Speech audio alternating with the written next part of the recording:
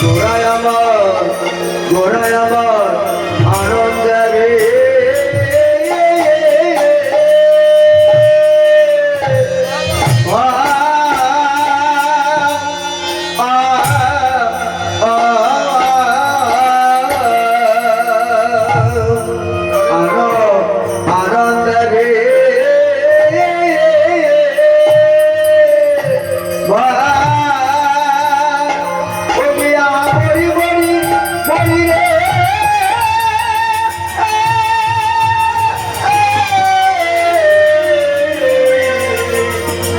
গোড়ায় আমার আরে আনন্দে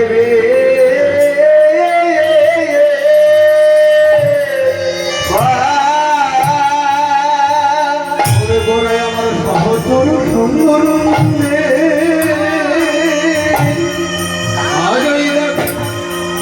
দেখো খেলে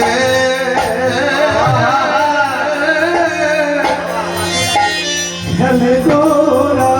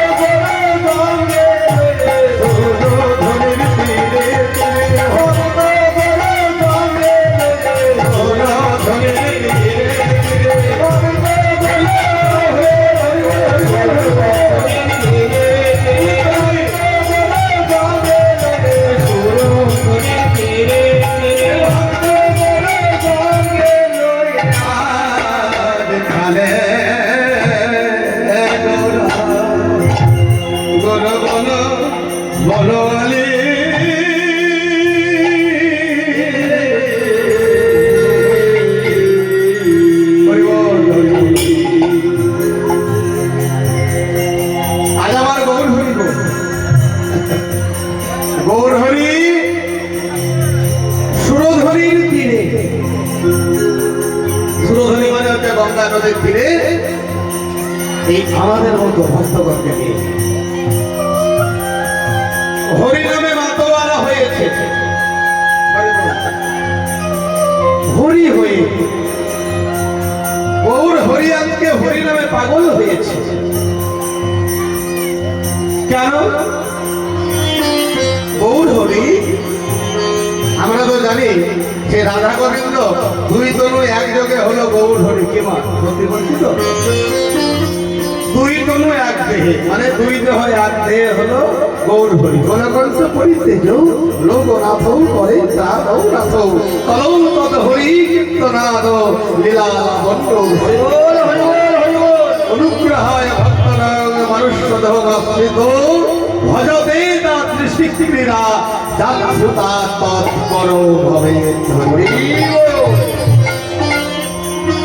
ভগবান যখন যখন দরকার হয় তখন তখন এই ধরনের মুখে আবির্ভূত হয়। সত্যযুগ থেকে আজ পর্যন্ত 10 অবতারে আমরা ভগবান আবির্ভূত হয়েছেন এই ধরায়। এটা আমার কথা নয়, এটা ভগবান নিজেই বলেছেন। তো কোথায়? না শ্রীমদ ভগবত গীতার যে মাতার মাতার শ্লোক, শ্রীমদ ভগবত গীতায় যে শ্লোকগুলো, ওগুলো কোনো পণ্ডিত ব্যক্তি লিখেনি, ওগুলো কোনো জ্ঞানী ব্যক্তি বা কোনো কীর্তনিয়া বা কোনো বৈষ্ণব মহাজন লেখে নিয়ে। তাহলে কোথা থেকে এলো? সখা অর্জুনের প্রতি আমার ভগবানের নিজ মুখনিসৃত বাণী, সেটাই হলো গীতার পাতার পাতার শ্লোক। হৃদয় গৌর হরি বল।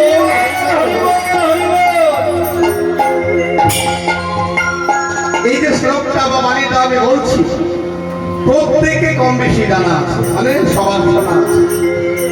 তবু আমি বলছি একটু ব্যাখ্যাটা করি। আচ্ছা, প্রথমেই বলি গীতা কার কার ঘরে আছে একবার দেখি, পরীক্ষা করে।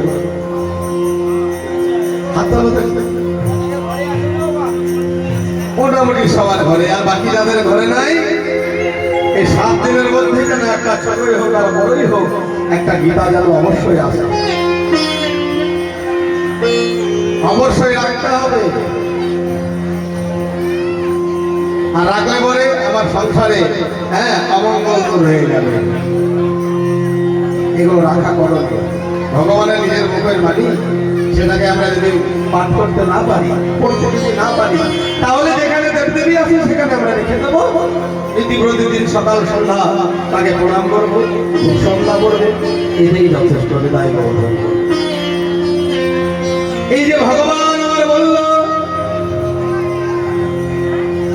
জ্ঞানযোগ চতুর্থ অধ্যায় 7 নম্বর শ্লোক এবং 8 নম্বর শ্লোক, এই দুটো শ্লোক কে বলছে আমার ভগবান। ইয়দা ইয়দাই ধর্মস্থ গ্লানির্ভবতি ভারত যথুর্ধানময় ধর্মস্থ তদাত্মানমস্থিতম মহং পরিত্রাণায় সাধুনাং বিনাশায় দুষ্কৃতম ধর্ম সংস্থাপনার্থায় সম্ভবামে যুগে যুগে সম্ভবামে যুগে যুগে সম্ভবামে যুগে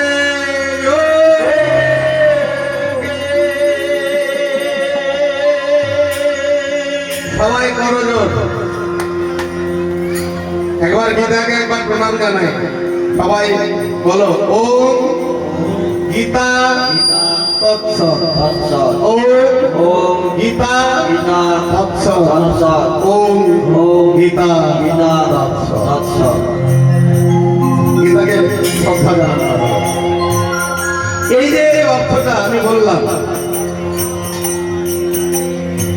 এই যে এই শ্লোকটা আমি বললাম, এর বাংলা অর্থ বা এর ব্যাখ্যা একটু বলে না দিলে সবার কিন্তু বোধগম্য হবে না।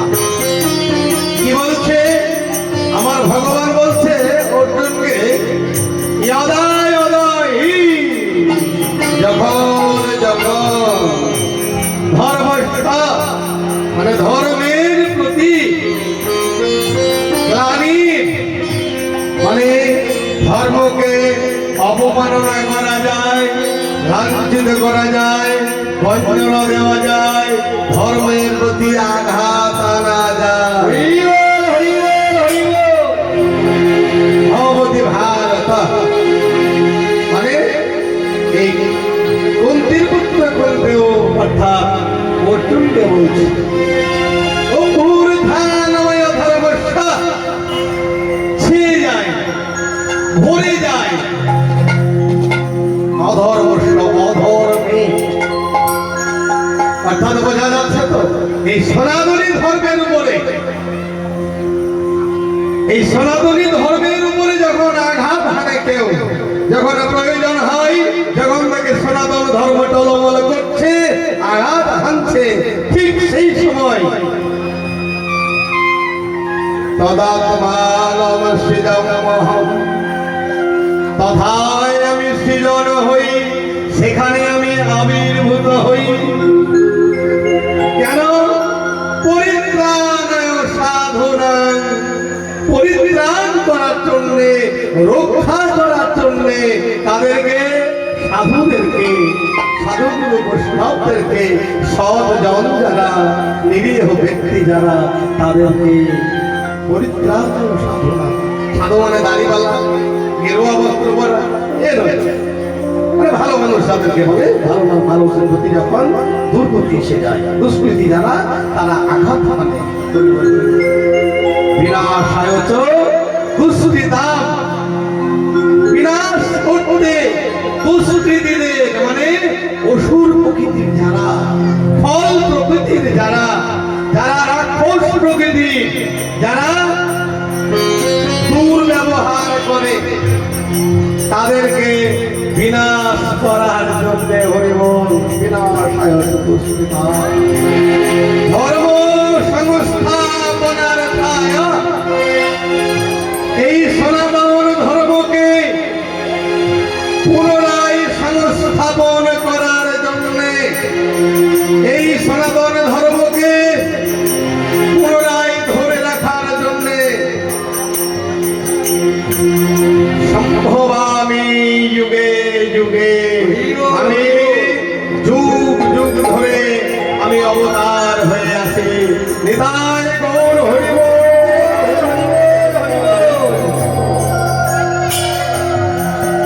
জয় নিতাই। তাহলে বোঝা যাচ্ছে তো যে এই যে গ্রীষ্মকাল, এই গ্রীষ্মের রৌদ্রে, বৈশাখ জ্যৈষ্ঠ গ্রীষ্মকাল, গ্রীষ্মের রৌদ্রে বাবা মাঠ ঘাট তরুলতা সকল কিছু জ্বলে পুড়ে ছায় হয়ে যায়। নিতাই গৌর হরি বল।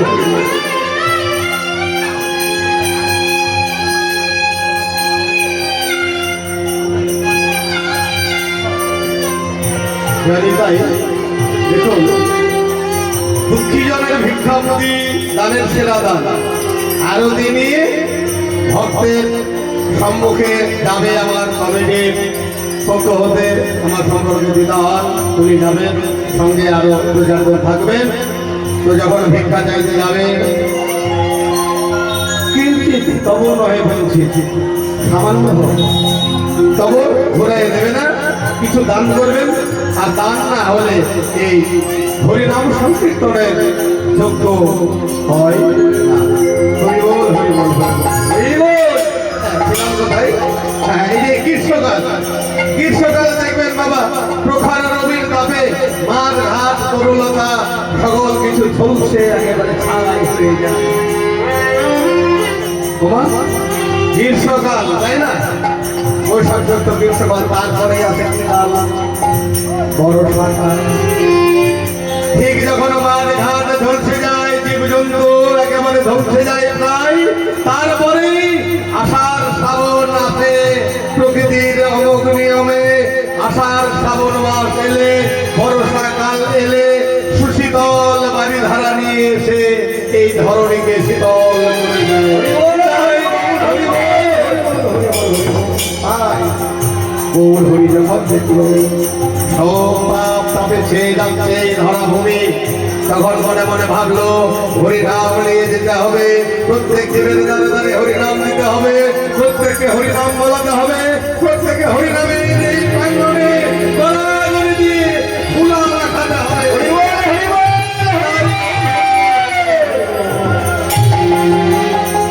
এই যে আমরা এসেছি হরিনামের আসনে বাবা, এই হরিনামের আসনে